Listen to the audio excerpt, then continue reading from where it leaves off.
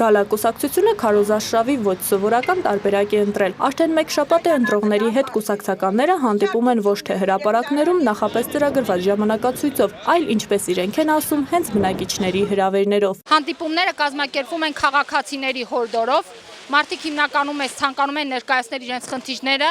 իրենք արդեն հասկանում են, որ քաղաքային իշխանություն է փոխվում եւ նախապես ուզում են մեզ տեղյակ պահել, թե որտեղ ինչ խնդիր կա, որպեսզի մենք նկատի ունենանք հետագայում դրանք լուծելու համար։ Հերթական հանդիպումը կայացավ Գյումրու շուկայում, որտեղ կուսակցության ներկայացուցիչները առևտրականներին ներկայացրեցին իրենց նպատակները քաղաքը զարգացնելու տեսլականը։ Բոլորը ընտրելու են Գալա կուսակցությանը, որովհետև Գալան Գյումրիի միակ կուսակցությունն է, որովհետև Գալայի սկիզբը տրվել է Գյումրիից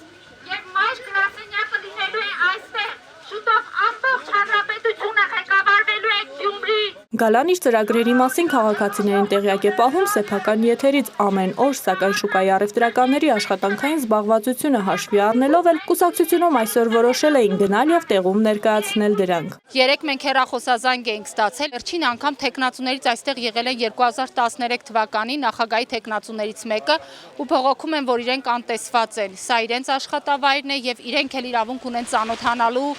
ծանոթանալու նախընտրական ծրագրերին։ Մարիամ Խալաթյան, Կարապետ Առաքելյան, Օրագիծ։